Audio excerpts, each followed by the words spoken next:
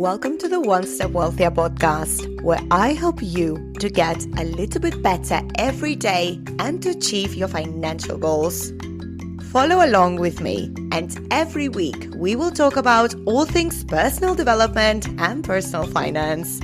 Together, we can get one step wealthier.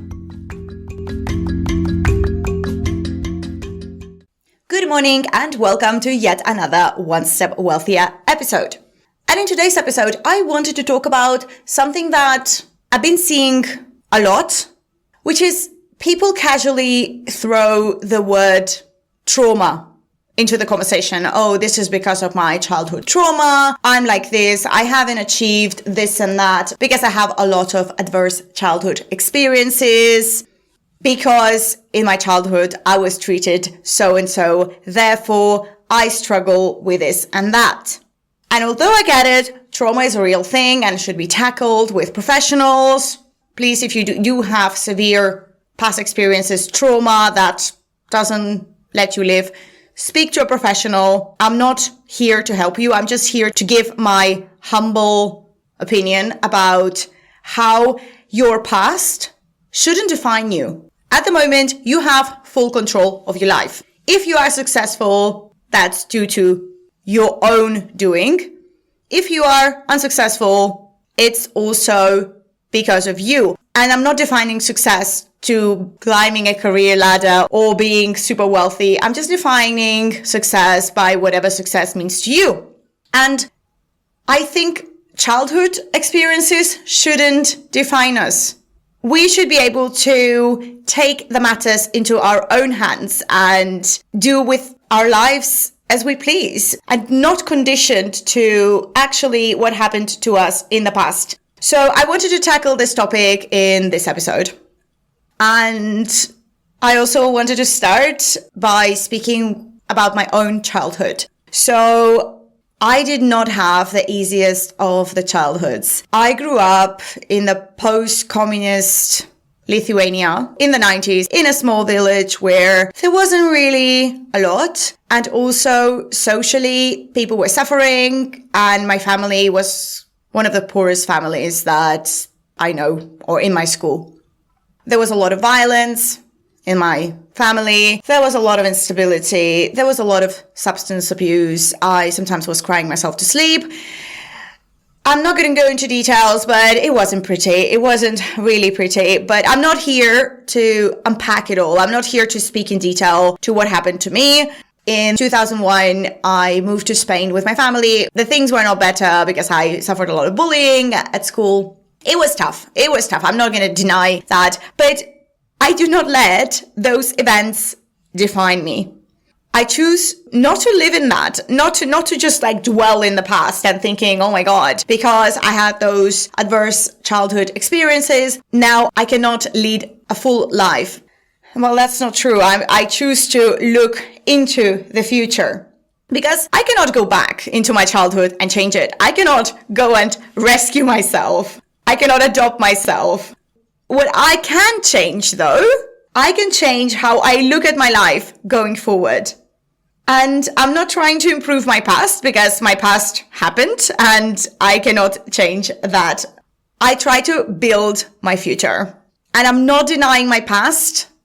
I'm actually not happy to talk about my past, but I don't have anything to hide really. My closest circle of friends know about my past, but it was just casually mentioned. I don't actually dwell in that at all. If it comes up, it comes up, and I have no problems with mentioning what happened to me or what did not happen to me or what I was lacking, let's say. And my past is actually raw material of building. It's not the finished product because I get to choose what I build with that material. And I think it made me more resilient because sometimes I see some people dwelling on things that I think, really? Big deal? Like, this is nothing important, but they're kind of like crying their eyes out because of something that happened that it's nothing really to me. So I think it made me even more resilient. I'm actually quite grateful for my past. And about reopening old wounds. constantly reopening them, so constantly talking about that, dwelling in the past, will not heal them. Just leave the wound there and just focus on what you can control now. Focus towards the future, because reopening the old wounds, what is it going to do? It's just you're going to bleed more, and they're never going to heal. And it keeps you stuck, and it stops you from growing, really. And I don't want to live in analysis of what went wrong. I actually want to live in pursuit of what could go right in my life. And maybe I am so independent because of my past, but I'm not here to psychoanalyze myself.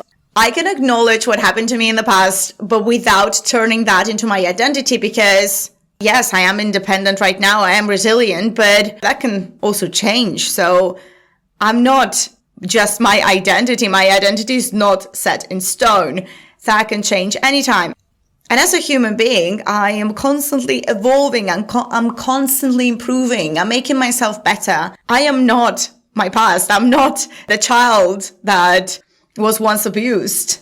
And being a survivor of any situation, that's not my full story.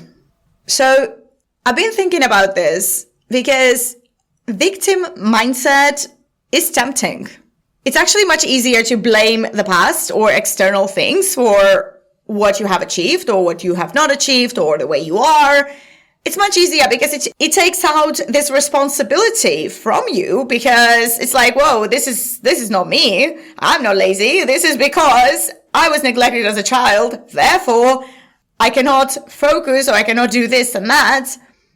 But then if you do this, you actually give up your power. You're actually no longer responsible for your own life. Somebody else is. Your past is. The people you came across in the past, they are the ones responsible of your life, which is crazy, because I wouldn't want to give up the power over my life to some past events.